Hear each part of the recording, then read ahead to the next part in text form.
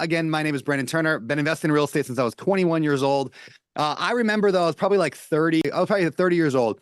And I decided I was going to raise money. I'd never really raised money. I mean, I had a few partners here and there, like my parents partnered with me and some guy from church partnered with me. But like, I'd never actually like been like, hey, I'm going to go raise money.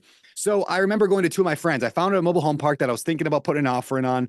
I went to two buddies that were rich. And I said, hey guys, do you guys want to invest in this deal? It'd be 100 grand each and we can take down this property. And they both shot me down. And they were like, no, nope, sorry. And I was so devastated because I got like that wound, like somewhere from my childhood about, like getting rejected.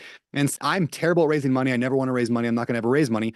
And he really like worked me through kind of a mental reframing of that with the idea of like, hey, maybe I've been bad at raising money, but I don't have to always be bad at raising money. In fact, I'm a money magnet. Money is attracted to me. And it was like this new way of like, a new identity around raising. A year later, I launched Open Door Capital, and now in the past 5 years of that, we've raised over $400 million. And so I have crafted a personal brand around the idea that I am really good at actual real estate, not just being able to communicate it. Yes, I think I'm a decent communicator. I'm good on camera, but that comes from 500 YouTube videos I've made, and podcasts I've done. The key though, I teach a ton because I want people to know that I actually understand this stuff. That's a piece of personal branding, but it's not enough for them just to think that I know about real estate, because those other guys in the industry, lots of people know about real estate. So they know, like, and trust me. It's those three things. They know me because I can reach a mass amount of people. That means getting on podcasts. It means having an Instagram account or TikTok, but I think Instagram's 10 times more important than TikTok. YouTube's really important if you're good on video, but it's having some sort of presence online so they know you. It's getting them to like you. How do you get people to like you? I mean, how do you do it in the real world? Like, I mean, read How to Win Friends and Influence People, first of all. A great book on getting people to like you. But I'll tell you a few secrets to that I've learned. Number one is like, let people into the inner you.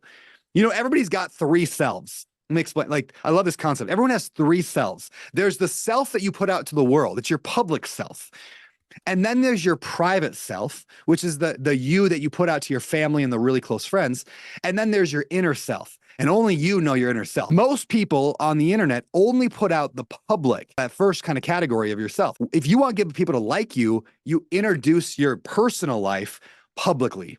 Now, I'm not saying necessarily go and just take pictures of all your lunch and all your food and put it out there on the internet, but me talking about my kids, I don't like putting pictures of my kids just because there's weird pedophiles out there, but I'm at least I'm talking about my kids occasionally. I'm talking about my struggles. I'm talking about where like, I don't have a six pack. I've never had one and I really wish I did. I've got some chunk fat here. That is called being vulnerable. Raising capital is a funnel. I took this idea to Open Door Capital when we launched and I said, look, I've been involved in Bigger Pockets for years. I understand how a sales funnel works. In fact, like I largely led, not to just, pat myself on the back, but like the growth of Bigger Pockets was largely led by the webinar strategy that I ran for 7 or 8 years on a very simple funnel. People come to Bigger Pockets, they join the email list or they make an account, and some of them come to a webinar. And on the webinar, some of them convert to a pro membership. And then the pro membership had a certain price attached to it. So we might get 1 million people on the site, 10,000 give us their email address to join, 2,000 sign up for the webinar, 1,000 show up to the webinar, 100 sign up for a pro membership, and the average price of a pro membership is $300 on that webinar. So we made whatever that is, $30,000. And then more importantly, as I said, I'm going to do that every single solitary week without fail. And for 7 or 8 years, I did a webinar every week, but like Christmas for like 7 years. I would do a live webinar. Why? Because funnels matter. That's how you grow anything. And so in terms of raising capital, how many people know, like, and trust you? How many of those can you get onto a list? When I say a list, I'm talking about either a CRM or a spreadsheet or something that you can now have their name, email address, phone number, etc. This is the type of deal I'm doing. And you show them and you impress them. And then there's no sell because you don't actually have anything for sale, which disarms everybody. And you tell them that from the beginning. I don't actually have a deal right now. I just want to show you the type of deal I'm doing so that if the right deal comes across my plate. So you got your funnel, you got people who know, like, and trust you. You got people on your list. You're engaging those people. When you have a deal, when you have something ready to go, that's when you got to pitch well.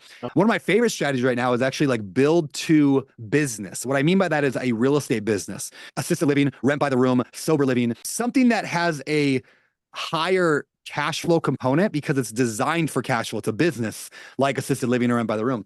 I'm not saying the regular rentals don't work. They definitely can.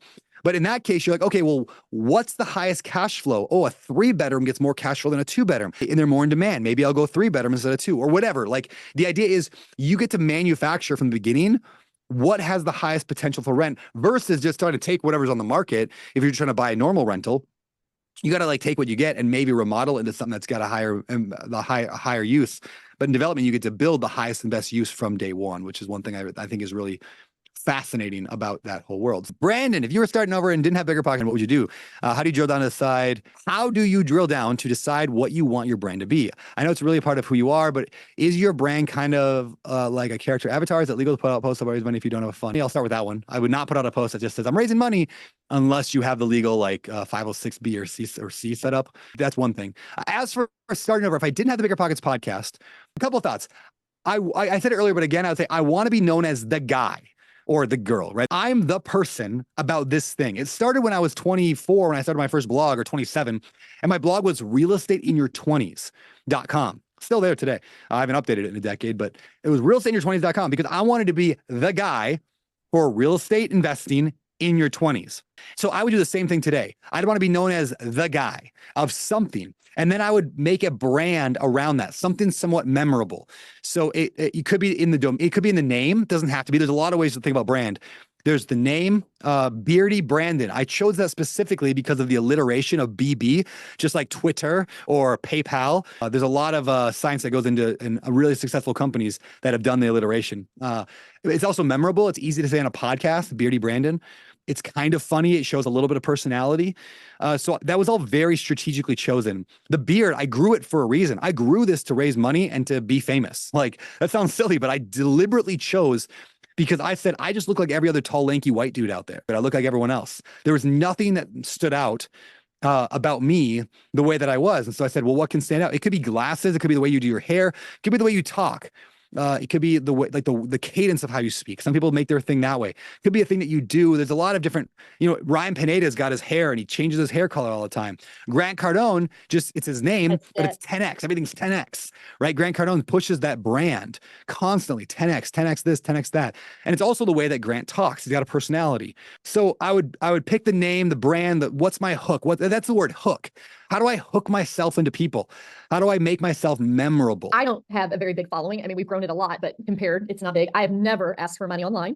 And I get solicitations from people wanting to be in my deals. And I've been way too scared to take money from anybody I don't know. So I haven't taken any of the money. I can't mentally get past that hurdle yet. But Sure. If you're out there and you're making a brand for yourself and people have money to invest and they know I can trust you, they'll find their way to you. And with our smaller type deals, like, that's probably enough. It's not like we're trying to buy $1 billion or create $1 billion company yet, maybe never. And so, I think just getting out there and starting to build your brand will bring you stuff that you're not even planning on and that you're not even intentionally going after if you're thoughtful about what you're procuring out there. Yeah, 100%. It's also like, I'll throw out some ideas. One last thing is like, especially if you're like Katie, for you and for others that are in that spot, when you start building a brand, like, taking money from strangers can be a little bit terrifying. A couple of thoughts. One, you could take small amounts of money. This is something I advise people on a lot, is if you're just getting started raising capital, I would rather take $10,000 from 50 people than $500,000 from one person.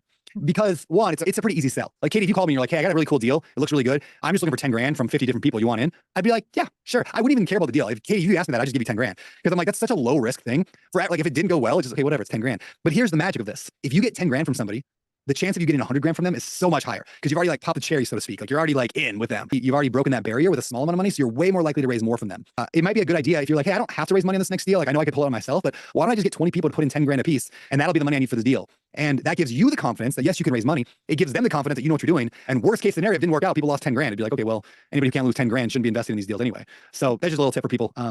And it's a good way to build your list for sure.